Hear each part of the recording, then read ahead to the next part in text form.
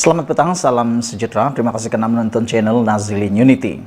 Saya sangkakan sehari sebelum raya ini, Muhyiddin dapatlah berita yang baik menjelang raya. Namun nampaknya berita yang diterima oleh Muhyiddin jauh lebih teruk lagi. Makin memburuk dan makin memburuk.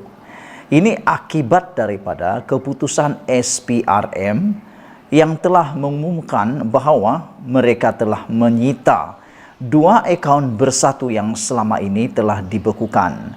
Sebelum ini kita mendengar dan kita ketahui bahawa Parti Bersatu telah memohon supaya akaun bank bersatu yang dibekukan itu supaya diserahkan kembali kepada Parti Bersatu. Dijangka dan saya sangka apa yang dipohon oleh Muhyiddin dan Parti Bersatu berjaya. Saya sangka mereka akan dapat akaun itu menjelang raya ini dan menjelang PRN yang tidak lama lagi akan diadakan. Namun demikian, apa yang kita sangka akhirnya meleset. Apa yang diharapkan oleh Muhyiddin dan juga Hamzah Zainuddin akhirnya meleset. Yang diharapkan akaun itu dicairkan daripada dibekukan dan diserahkan semula kepada Parti Bersatu untuk kegunaan PRN akan datang. Rupa-rupanya yang diperoleh lain pula jadinya apabila SPRM menyita 2 akaun bersatu itu. Bukan dapat pula duit yang diharap dapat diguna untuk PRN dan diharap dapat diserahkan semula kepada Parti Bersatu, rupa-rupanya akhirnya dibekukan pula. Itulah sebabnya menjelang raya ini Muhyiddin mungkin tak dapat tidur dengan lena. Kerana selepas raya kita pun tahu besar kemungkinan akan diadakan pilihan raya negeri dan ianya memerlukan uang yang besar, perbelanjaan yang besar untuk tujuan perbelanjaan pilihan raya tersebut. Jadi dengan ini, adakah dengan 2 akaun bersatu ini dibekukan akan menimbulkan kesulitan dan mudarat besar kepada Parti Perikatan Nasional?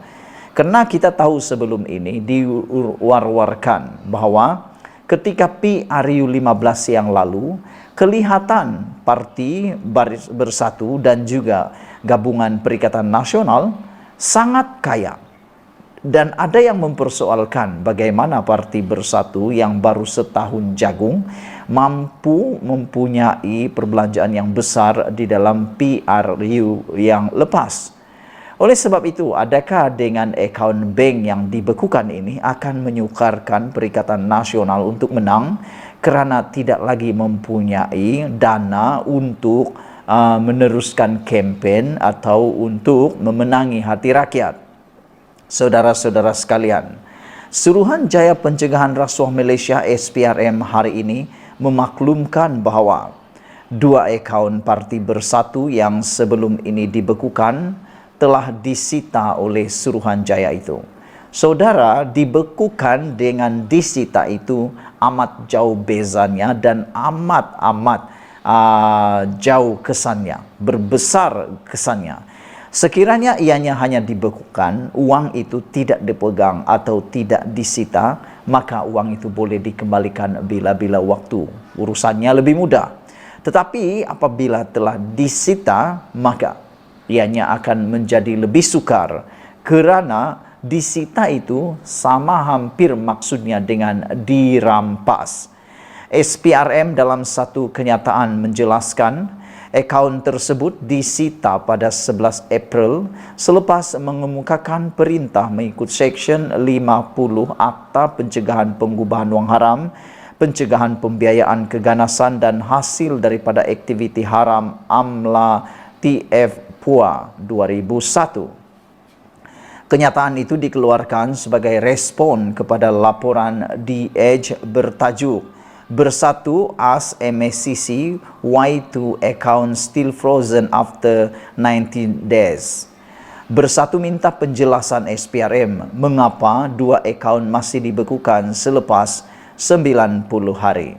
Saudara, sekiranya akaun itu hanya dibekukan, maka dia tidak boleh melebihi tempo waktu yang tertentu dan mungkin jumlah waktu 90 hari itu telah pun melepasi kesahan ataupun melepasi syarat pembekuan. Mungkin selepas beberapa hari, tidak sampai 90 hari perlu diserahkan, tetapi telah disita. Sebelum ini, akaun-akaun terbabit dibekukan pada 12 dan 13 Januari 2023 mengikut Seksyen 44 AMLA 2001 bagi membantu siasatan terhadap uang yang disyaki daripada hasil haram. Susulan itu, SPRM telah melaksanakan tindakan sitaan tersebut pada 11 April 2023 berhubung siasatan dan pertuduhan terhadap Presiden Parti Pribumi Bersatu Malaysia Bersatu Tan Sri Datuk Haji Mahyadin Mat Yassin di bawah Akta Suruhanjaya Pencegahan Rasuah 2009 dan AMLA TF PUAA 2001 kata agensi itu.